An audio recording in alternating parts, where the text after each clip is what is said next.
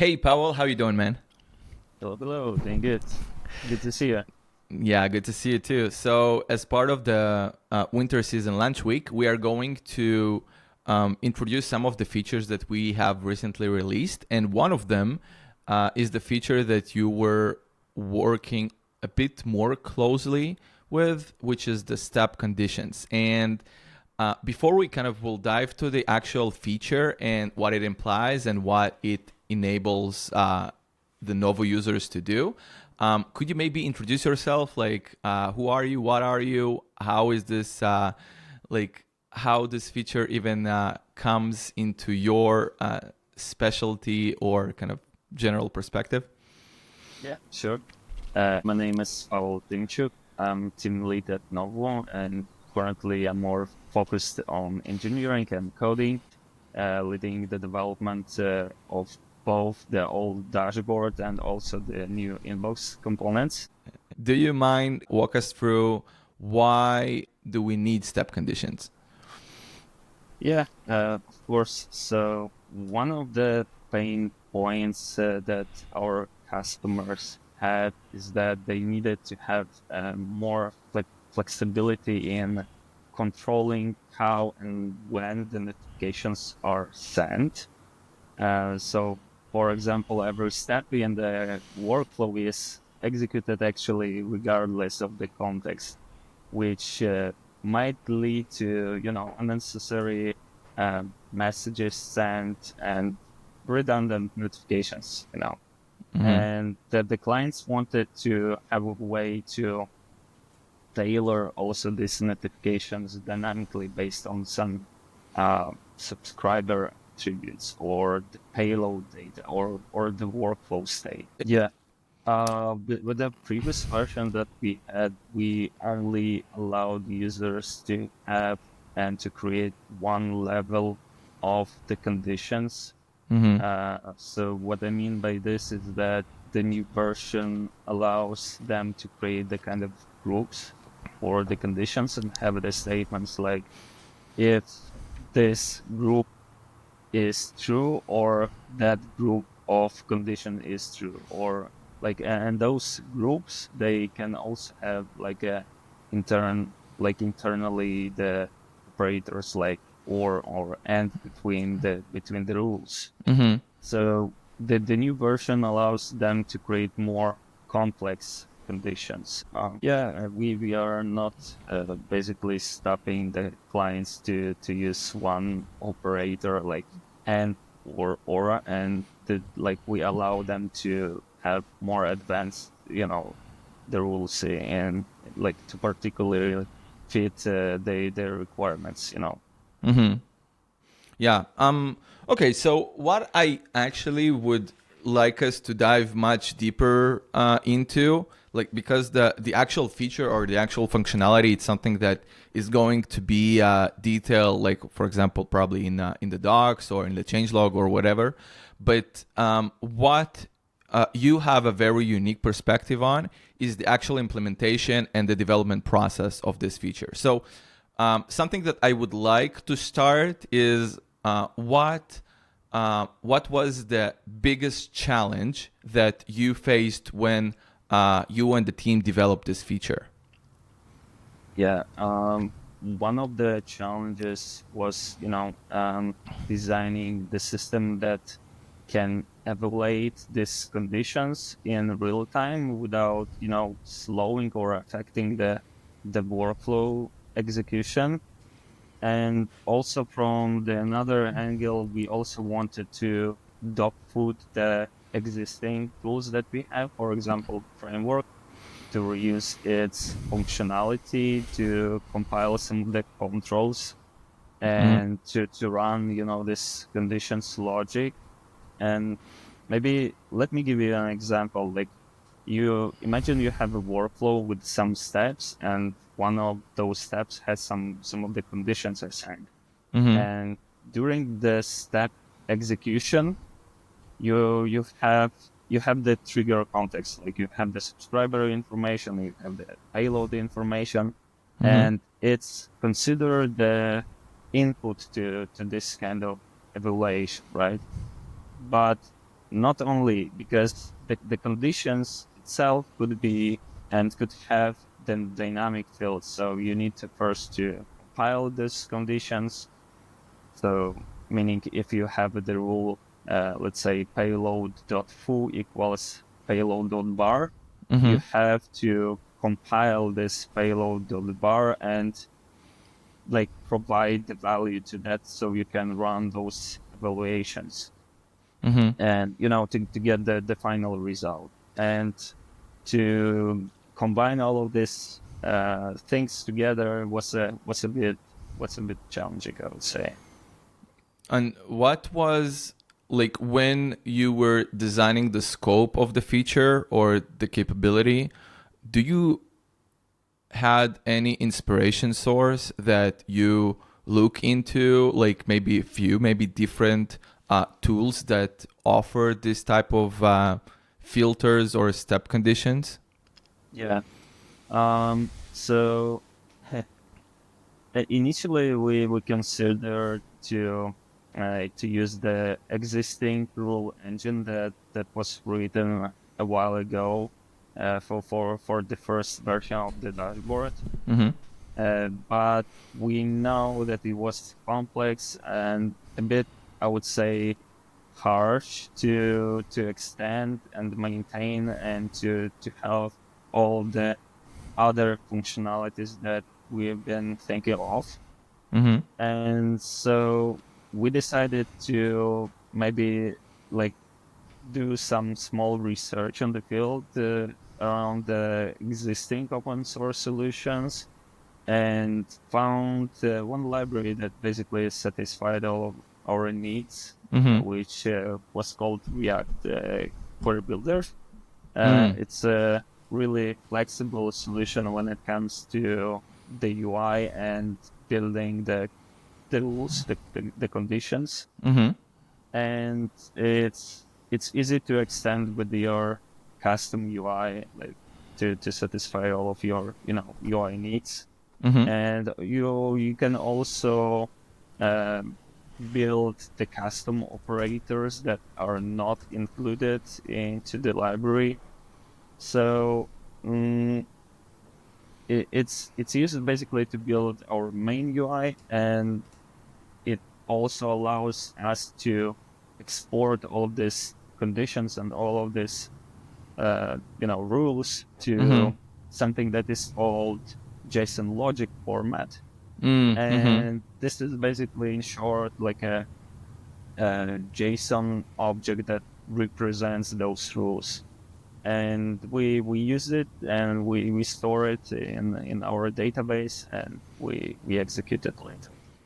So the actual JSON representation of the query that is being dynamically built is what drives the querying to Novu's database to actually construct and execute certain steps, like to check if the conditions were met or not.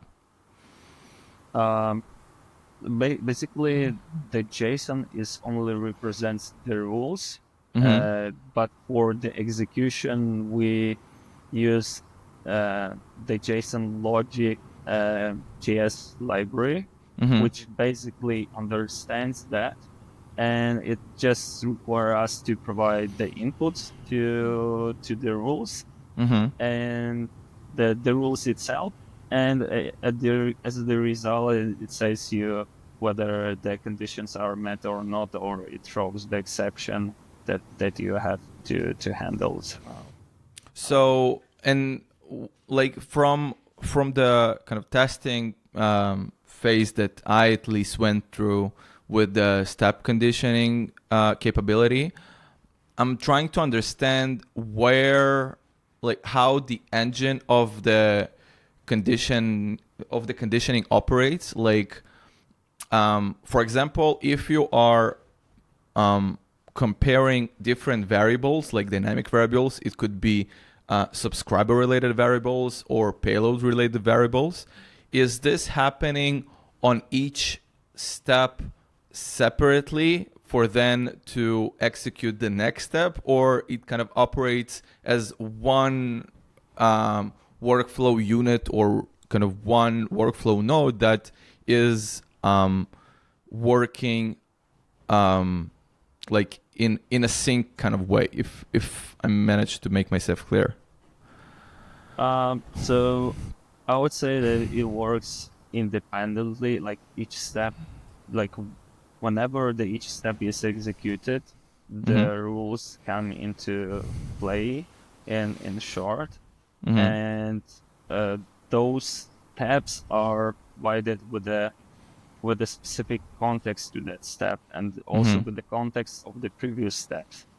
So all of this information gathered together is put into this engine, and with the rules, which basically gives you the result, whether the rules are, satisfied or not. And the React Query Builder library, was that the only option that was evaluated to be used, or were you having some other options and something that you were kind of comparing it to, or evaluate something else? Yeah, it was the first one that we actually found. There were a few more, but I don't remember the exact names. But we just noticed that it has everything that we needed, and why we should bother checking the others if it seems to be reasonable to use for us. Yeah, I guess makes sense. Yeah. Okay. Now, when you were developing the the query the query building approach or the UI, how did you approach the kind of nested conditioning part, or was it also solved already with the React Query Builder library?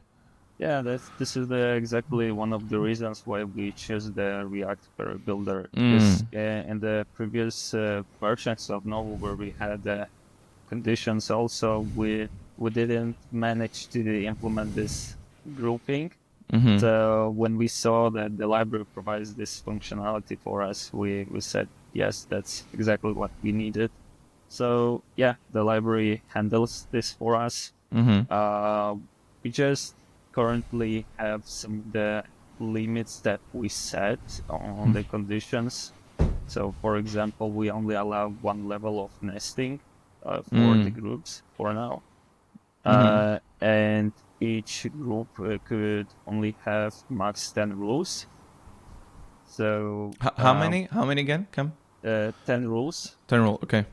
So we basically set all of these limitations that we didn't want some of the users to abuse our system. So we use it as the kind of protection for us. But yeah, we will see how our clients will be using it, and if there will be more requests to have more deeper nesting or to allow them to provide more rules, then we will sure consider extending this. So currently, like, if to look at the roadmap, or maybe not even the road, maybe look at the backlog features or capabilities that this particular functionality had. Do we have any other things in store or kind of in a backlog that we maybe wanted to implement already in this release, but decided that it's too early, or something that we just kind of wait for something? Like, do we have anything like this? Yeah, actually, we are exploring a way to provide the users with a better UI and the user experience when it comes to the conditions and their data types. So, for example, if we know that the data type for specific context, whether it's subscriber or the payload, like is for example number or the data type, we could show to the users the dedicated components. For example, to choose the date or to pick the number. So it's like providing them with a better tailored experience when it comes to, setting the values in those conditions. Because currently, all of the fields are basically the input that you can put any value Mm-hmm. into it, and having the dedicated components will restrict this from one side, and also will simplify the life of the users, right? Because it's easier to pick the date from uh, the date picker than type it Yeah. manually, right? Yeah. Yeah. Absolutely. And I guess also like representing the values of the defined variables that were selected. I guess it's also somehow should be clearly reflected in the UI, like when the user is setting this or needs to know what is the actual conditions that should be met in order for this step to be executed, or for this step to, like, for example, like fail and go in another way, right? Yeah, definitely. I have then maybe before we kind of go into kind of exploring how it actually looks visually, could we maybe could you maybe answer me what were some edge cases that you considered when you were building or kind of structuring the actual design of this feature? Um, Actually, one of them was that I already mentioned is The 10 rules thing. uh, this one, and also when we wanted to use the framework as Oh, the okay. internal tool to compile all of this. Mm-hmm. So yeah. I see. Okay, yeah. Is there anything else in the development process that you think that was interesting, or something that you learned from the development process that you would consider would be valuable for people, like maybe Novo users or developers in general, that could get something from what you and the team went through? Yeah, like one of the lessons that I learned during the development of this functionality is that having a flexible and performance system is crucial. And when you see that your system struggles with any of this, it might be the right time, to reevaluate it. And I would say also, don't try to reinvent the wheel. Look for the existing solutions and basically try to ship fast and reiterate with some of the learns that you get. Mm-hmm. All right. Yeah, that will do. Okay, so can you maybe really show us the step conditioning, like what, how does it look in the current phase? Yeah, sure. So on the screen, you see the workflow with the sum of the steps. Mm-hmm. The workflow consists of the three of them: the in-app step that is sent regardless, and Mm-hmm. you have a delay for 1 day, and then there is the email step. Mm-hmm. And this particular email step has this kind of field at the top that says to you that it has some of the conditions applied to it. Mm-hmm. And for this particular example, it's only one condition. Mm-hmm. And when you click it, it will open this sidebar with the step conditions editor. Here you have a few components you can choose from the and or operators. Mm-hmm. This is the button that allows you to add this single rule to the list of rules. And that's the functionality to create a group for your conditions. So in this particular case, I have only one condition for the previous step that basically says if the previous step is in-app and the message was not read, Mm-hmm. you basically only then want to send this particular email to your subscriber. Mm-hmm. And of course, you can extend your conditions to the requirements that you have. For example, you can add some condition that says if the subscriber name begins with Joe, Mm-hmm. then you only want to send this email. Or you can have another group for the conditions. Mm-hmm. So let's say the payload full variable that you send during the workflow execution is equal, I don't know, bar, right? Or Mm-hmm. even you can create a more dynamic rules like a payload dot full equals payload dot bar,